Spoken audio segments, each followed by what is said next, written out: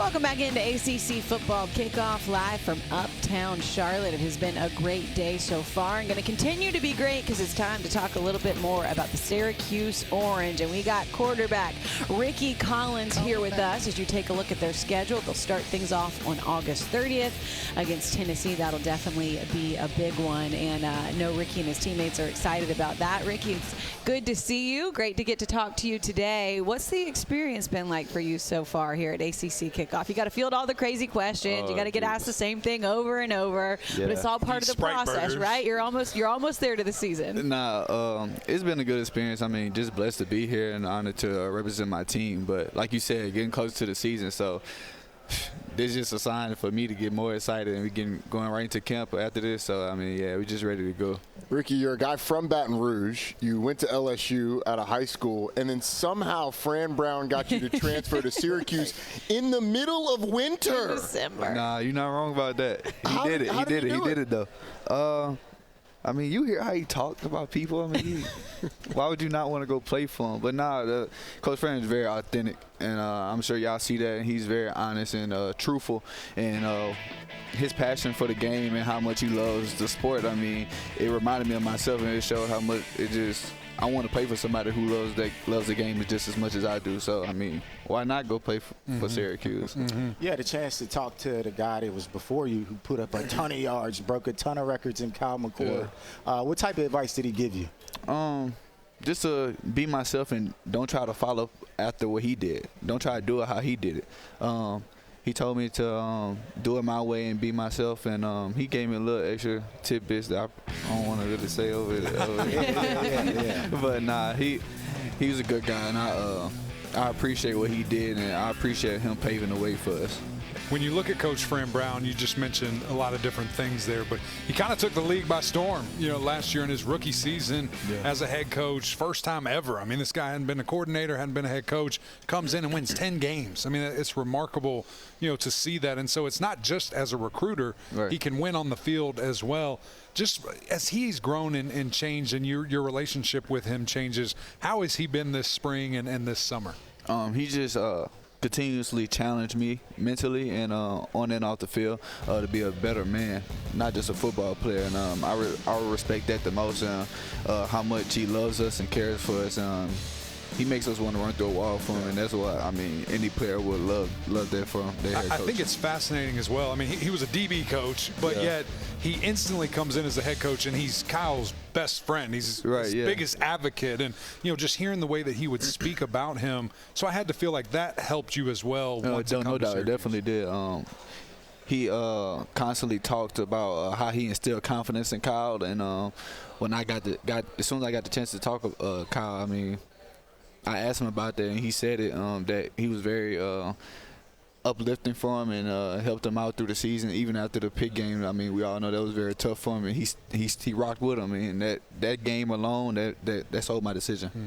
When you look at this when you look at the Syracuse offense, nobody threw the ball more in America than Syracuse last year. No doubt. I expect more balance this year, but what have the discussions been with offensive coordinator Jeff Nixon about what this offense is going to look like? We throwing it all over the place again? For Rickie, let's go. Nah, we going to why slow down, man? If it ain't broke, don't fix it. I mean, obviously, I may bring a different element to the game than Kyle did, but I mean, we still plan to throw for 4,000, and we try to go for 5,000 yards this year, so why not? That's awesome. Yeah. Rickie, we've seen what you can do on the football field, and we're looking forward to seeing what you're able to do at Syracuse. But we've also seen what you can do with a little music and a little dancing. We got a little video that I want you to kind of give us the play-by-play. Nah, I mean, this crazy. is just like your average day for you, or what? Oh, hey. Nah, bro, they always ask me to, dance, show my culture, because I never dance. You on a team full of New Jersey and Philly guys, so I'm like one of the only, if not the only person from Louisiana on the team. So, I mean, they always ask me to do my little dance, so they probably got it out. Can you hang with you, any of them? Right. In my dances? Yeah. No, indeed, no. What is this called? What dance is? I really couldn't even tell you, to be honest. It's like, you just made what it we up? do. I mean, oh, really?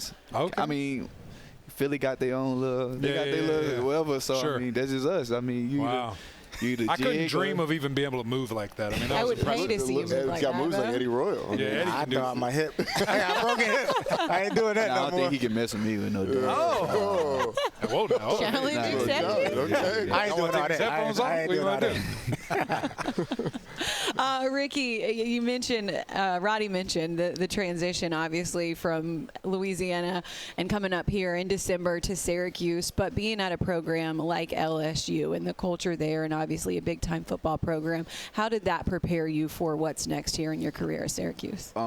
It showed me how to be a pro. A lot of those guys, I mean, obviously go to the NFL from LSU. I mean, that's the culture there. I mean, you either go to elite or it's almost a bust. But I'm trying to bring that, and Coach Brown is bringing that same culture to Syracuse. So just to be able to come here and make this a powerhouse.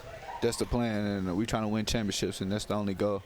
Bring in the culture, bring in the dance moves, and we'll see what else you're able to bring on the Gotta field, bring that Ricky. We gumbo, too. appreciate, we appreciate the time. Can't wait to Definitely. see Thank what you're able to do this season. Meanwhile, let's toss it over to Justin, who's got a couple of your teammates standing by. Justin. Thanks, Kelsey. Got Jack Stonehouse here and Barry Buxton III. Your guy Rickie Collins over there was just speaking about the Syracuse culture. Jack, how would you describe the Cuse culture right now? Yeah, I mean, it's completely changed for the better. We're all bought in and just gritty, hard work, blue collar. That's how I would explain it. How about you, Barry? Yeah, I would agree with what Jack was saying. I think a big part of the culture at Syracuse is faith and belief in God, whatever you believe in, whether you're Muslim, Christian, Jewish. We have a lot of different religions on the team, but just believing in a higher power and having faith in that. Now, a big reason for that culture change is obviously second-year head coach Fran Brown. Your favorite Brown quote. That is PG, if you Yes. can give one. PG? I think he always says, like, oh, like players and coaches alike, and it either fits or it doesn't fit, but he still says it anyways. Yeah, I might go, is you drunk, cousin? He says that if anybody does something crazy, like outlandish, that makes no sense. Jack, you come from a great lineage of punters. Your dad playing for the New York Giants, your cousin also in the league, and your uncle punting for Stanford, that is, correct. What does it take to be a great punter? Because clearly you are part of the next. Yeah, I mean, it's just like every day going out, just like every other position. You got to go 100 balls, whatever it may be. Growing up, obviously, no one's like, oh, I just can't wait to be the punter. So you have to be dedicated. You have to go out there and just do your job when the lights are on. Barry, you guys lost a lot of firepower on defense. Some big leaders, Justin Barron, Marlo Wax, Vidal Diggs, who transferred from A&M last year. You coming into this season, how did you prepare yourself to maybe take a bigger bigger role in vocal leadership? I think for me, the type of leader I am, I just put the work in. I think everybody can respect the work I put in. And I think that me putting the work in made it easier for me to take a leadership role, tell other guys when they're wrong and accountable. I think when I put in the work, they trust me to tell them when they're wrong, and they don't come back at me or challenge me when I tell them. What's your relationship like with Elijah Robinson, the DC? I think Coach E, as we call him, he does the D-line, but I think he trusts me. I talk to him a lot about what he expects from me as a safety and what he wants me to do in the defense.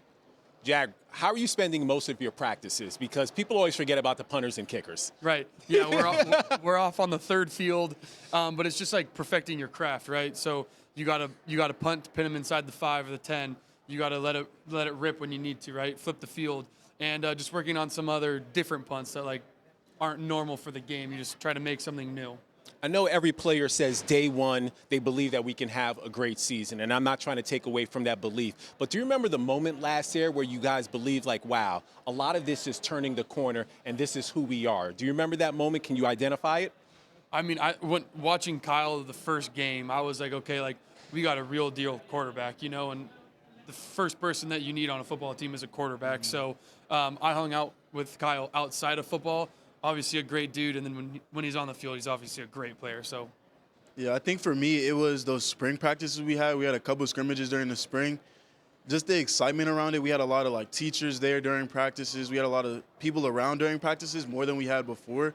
And I think then it kind of showed me that things were changing, and then the team really gelled together during that spring. I know you're on the defensive side, Barry, but what have you made of your two new quarterbacks, Rickie as well as Steve Angeli? I think from what I've seen being a safety competing versus the quarterback, they both bring different things. I think Rickie's really fast, athletic, so he can run when we're in team running, things like that. But I think Steve can move as well. I think something that I've seen is they're both leaders on the offense, and they both respect each other and their leadership.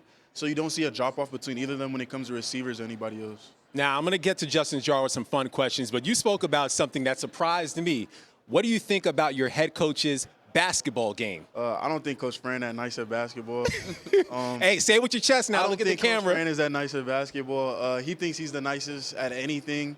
He thinks he could still line up and play DB if somebody gave him a shot. So, yeah. What's your scouting report on him? What grade would you give him to him as a hooper? I'd have to say maybe a B-. Okay. He's a tenacious player. Maybe like a Pat Bev type archetype. Oh, Pat, that's a pesky type of – that's an annoying player, though, on defense. You like him on your team, but you don't want to play against him. And what would you think about your coach's hooping skills? I mean, I'm not a hooper myself, so if you can make a basket, you're good with me. All right, fellas, pick a question out of the jar. Jack, I'm going to let you go first. Cool. You want me to read it? Yes, thank you. What's your guilty pleasure? I really like playing Clash Royale. That's like a really little kid's game. But like every night before I go to bed, I get like 2 Clash Royale games in. Is that the cards? No. It's like it's your phone. It's like little miniature characters go like beat up a tower. You clearly play it because you're aware of it. You see me playing it a couple times in between interviews. I'm not on that wave. Okay. I'm going to have to be put on that. Go ahead. My question, you're stuck in an elevator. Who would be an ideal person to be stuck with and the worst person? I think the worst person would be also the best person, depending. I think it'd be my little sister, Kayla. Nah, we're talking about teammates. Oh. Yeah. No family members. I think best person would probably be my boy Tommy Porter. Okay. We're around each other a lot. Probably worse, he's my boy too, but Cornell Perry, because if we're in there and we start arguing, I don't want to argue with him. It's just not something I enjoy doing ever, even if I'm right. How about you, Jack? Who would be an ideal teammate to be stuck with in an elevator? Ideal teammate would probably be Ethan Stengel. That's my snapper. We get along really well, so it'd be cool to be like, I guess, if you were to be stuck with your best friend. And then like someone that I wouldn't want to be in an elevator with.